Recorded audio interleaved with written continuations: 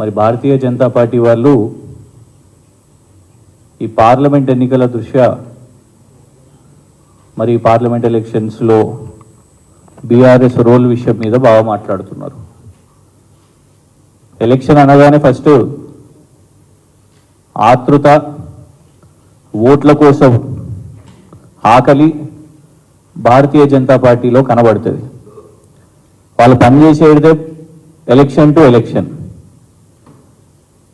ఇప్పుడేదో విజయం సాధించినట్టు వాళ్ళు రాజకీయ యాత్ర కూడా చేపడుతున్నారు.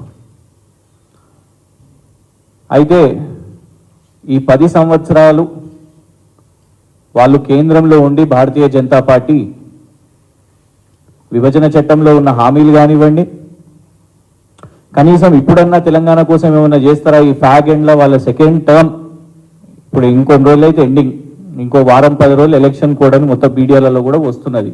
ఒక యాంటిసిపేషన్ ఉన్నది, ఎలక్షన్ కోడ్ రాబోతున్నది లోక్సభ కోసము అనేది. మరి కనీసం ఇప్పుడన్నా ఎలాంటి కార్యక్రమాన్ని చేపడతారా అని అంటే అది వదిలేసి ఆల్రెడీ ఇమీడియట్గా ఎలక్షన్ మోడ్లో పడ్డారు. పోనీ రాష్ట్రంలో ఉన్న కాంగ్రెస్ ఏమన్నా అడుగుతుందా అంటే మొన్న కేంద్ర బడ్జెట్లో ఏం లేదు మోదీ గారు ఎందుకు వస్తలేరు అనేది కూడా కనీసం రాష్ట్ర ప్రభుత్వం ఒక మాట కూడా అడగదు. ఇన్ఫ్యాక్ట్ దారుణం ఏంటంటే గౌరవ ముఖ్యమంత్రి రేవంత్ రెడ్డి గారు, ఇరిగేషన్ శాఖ మంత్రి ఉత్తమ్ కుమార్ రెడ్డి గారు కేంద్ర ప్రభుత్వాన్ని వెళ్ళి పాలమూరు రంగారెడ్డి ప్రాజెక్టుకు జాతీయ హోదా అని అడిగితే వాళ్ళు జాతీయ హోదా ఇస్తలేము అంటే ఒప్పుకొని వచ్చేసారు. వీళ్ళు ఏదో ప్యాకేజు ఏదో అని చెప్పారు. పోనీ ఆ ప్యాకేజ్ వస్తుందా అంటే అది తెలియదు. పసుపు బోర్డు అని అక్టోబర్లో మోదీ గారు చెప్పారు. ఇవాళ వరకు మరి కనీసం దానికి ఒక శంకుస్థాపనో ఒక కొబ్బరికాయ కొట్టుడో అది ఎక్కడ వస్తుందో కూడా స్పష్టంగా ఎవరికి తెలియదు. లాస్ట్ టైం గౌరవ ప్రధానమంత్రి గారు నరేంద్ర మోదీ గారు తెలంగాణ రాష్ట్రానికి వచ్చింది 26 నవంబర్ 27 నవంబర్ ఎన్నికల ప్రచారం కోసం. ఇవాళకి 3 నెలలు నరేంద్ర మోదీ గారు ఈ రాష్ట్రానికి వచ్చి ఇంకో 10 రోజులు అయితే ఎలక్షన్ కోడ్ వస్తుంది. ఎలక్షన్ కోడ్ ముందు వచ్చి ఏమి కొబ్బరికాయ కొడతారో ఏం డ్రామా చేస్తారో తెలియదు. కానీ అదే ఒక్కసారి మనము ఈ 3 నెలల్లో నరేంద్ర మోదీ గారు ఏం చేశారు అనేది తెలంగాణ సమాజం ఆలోచించాల్సిన అవసరం ఉన్నది. ఎందుకంటే ఈ 3 నెలలు నరేంద్ర మోదీ గారు భారతీయ జనతా పార్టీ కేంద్రం ఏం చేసింది అని ఆలోచిస్తే భారతీయ జనతా పార్టీకి ఎవ్వరు కూడా ఒక్క ఓటు కూడా వేయరు. వాళ్లకు నైతికంగా ఒక ఓటు అడిగే హక్కు కూడా ఉండదు. గత 3 నెలల్లో నరేంద్ర మోదీ గారు దేశవ్యాప్తంగా మొత్తం 18 రాష్ట్రాలు ఇంక్లూడింగ్ టెరిటరీస్, యూనియన్ టెరిటరీస్, వాటిలో ఇది అధికారిక కార్యక్రమాలు ప్రెస్ ఇన్ఫర్మేషన్ బ్యూరో ద్వారా ప్రధానమంత్రి కార్యాలయం నుంచి రిలీజ్ చేసిన అధికారిక కార్యక్రమాలు చూస్తే 18 డిసెంబర్న 19,150 కోట్లు ఉత్తరప్రదేశ్లో కార్యక్రమాలు చేపట్టారు నరేంద్ర మోదీ గారు. ప్రత్యేకంగా నరేంద్ర మోదీ గారు రిలీజ్ చేసిన ఇవి 30 డిసెంబర్న 15,700 కోట్లు అయోధ్య కోసం అక్కడ కార్యక్రమాలు మొదలుపెట్టిండ్రు. ఆ తర్వాత 2 జనవరిన తమిళనాడులో 20,000 కోట్ల రూపాయల కార్యక్రమాలు మొదలుపెట్టిండ్రు. 3 జనవరిన 1,150 కోట్లు లక్షద్వీప్లో నరేంద్ర మోదీ గారి ప్రభుత్వం మొదలుపెట్టిన కార్యక్రమాలు. 12 జనవరిన మహారాష్ట్రలో 12,700 కోట్లు మహారాష్ట్రలో కార్యక్రమాలు మొదలుపెట్టిండ్రు. కోచిలో కేరళలో 17 జనవరిన న్యూ డ్రై డాక్, ఇట్లా ఎన్నో కార్యక్రమాలు 4,000 కోట్ల కార్యక్రమాలు కేరళలో మొదలుపెట్టిండ్రు. 19 జనవరిన మహారాష్ట్రలో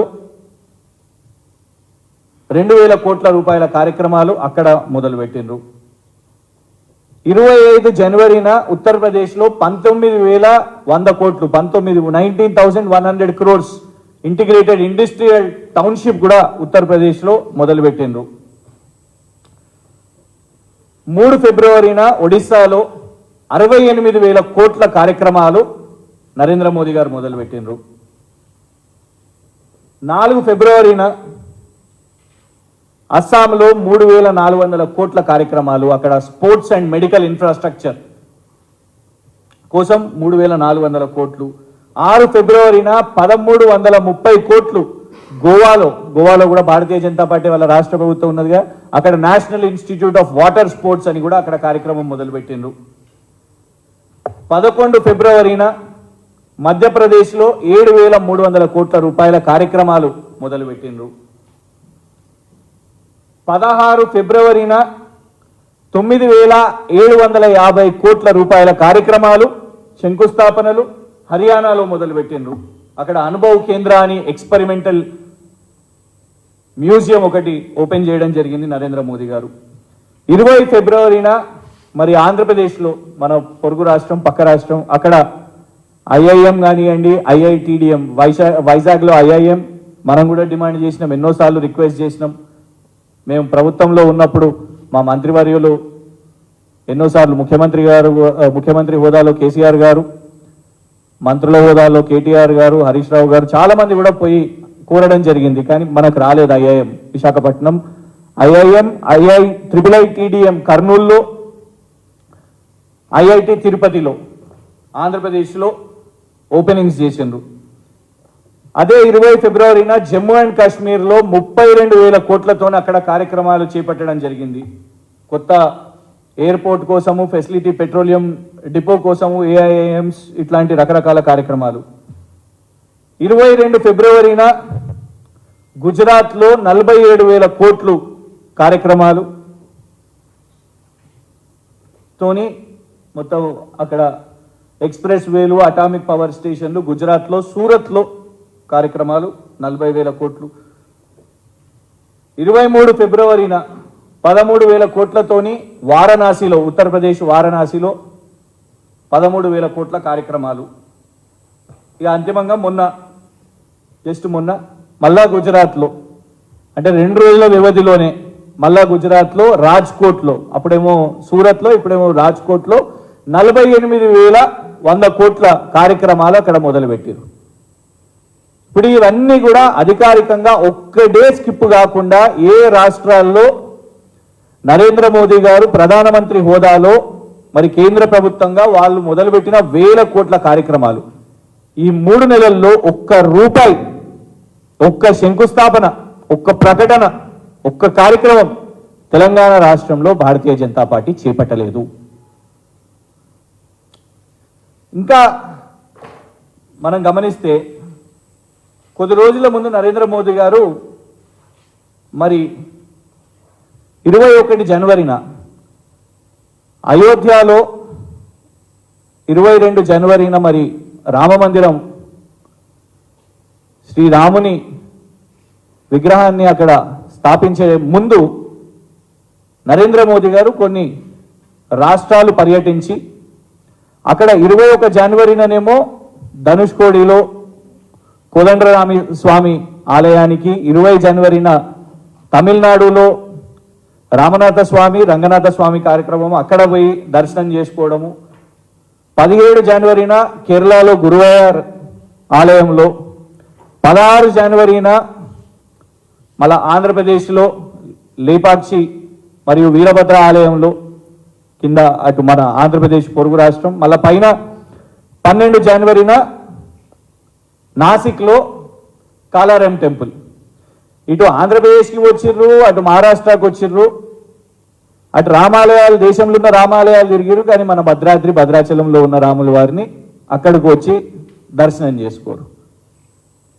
సో ఎందుకు ఇవాళ తెలంగాణ సమాజం, తెలంగాణ రాష్ట్ర ప్రజలు మరి నరేంద్ర మోదీ గారి ప్రభుత్వానికి, భారతీయ జనతా పార్టీకి తెలంగాణ పట్ల చిన్న చూపు ఉంది అని ఎందుకు ప్రశ్నించవద్దు? ఇప్పుడే ఏదో విజయం వచ్చేసినట్టు విజయయాత్రలు అని పెట్టుకోవడము, ఒక 3 నెలల నుంచి ఇక్కడి ఆలయాలు కానివ్వండి.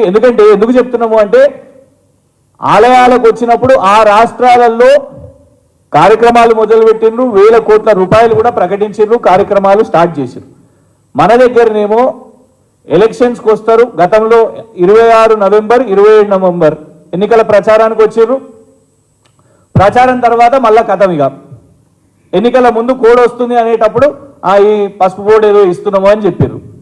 మరి ఈ 3 నెలల్లో కనీసం పసుపు బోర్డు విషయం మీద ఏం కార్యక్రమం చేపట్టారు? ల్యాండ్ ఐడెంటిఫై చేసిరా? ఎక్కడ చేద్దామని ఆ గెజెట్ లో కూడా కనీసం ఏ రాష్ట్రంలో కూడా చేస్తున్నారు అన్నట్టు కూడా ఆ గెజెట్ లో లేదు.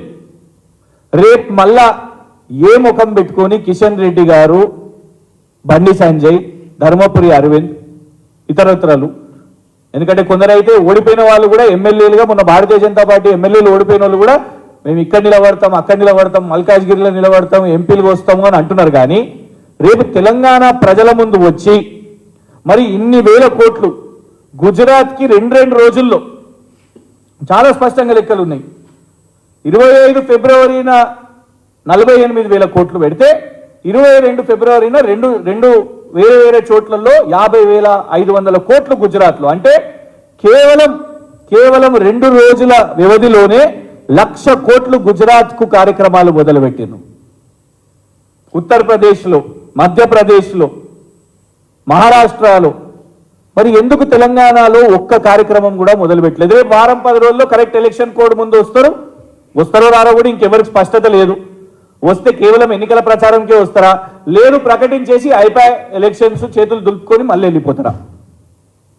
భారతీయ జనతా పార్టీ బడా జూటా పార్టీ అని ఇవాళ అందుకే తెలంగాణ సమాజం గమనిస్తున్నది. ఇది ప్రశ్నించే బాధ్యత బీఆర్ఎస్ది.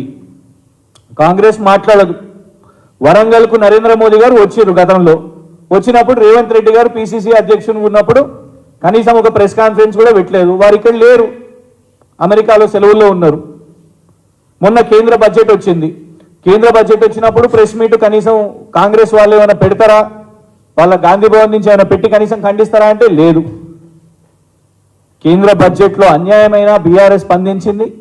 ఈ 3 నెలల నుంచి కాదు, మొత్తం అసలు భారతీయ జనతా పార్టీ పరిపాలనలోనే తెలంగాణకు భారతీయ జనతా పార్టీ కేంద్రంలో ఉండి చేసింది శూన్యం.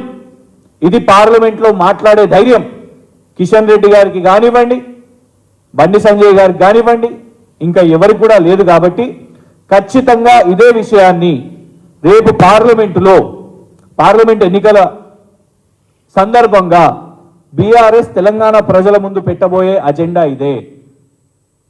అడగడానికి కాంగ్రెస్ ముందుకు రాదు, చేయడానికి భారతీయ జనతా పార్టీ ముందుకు రాదు.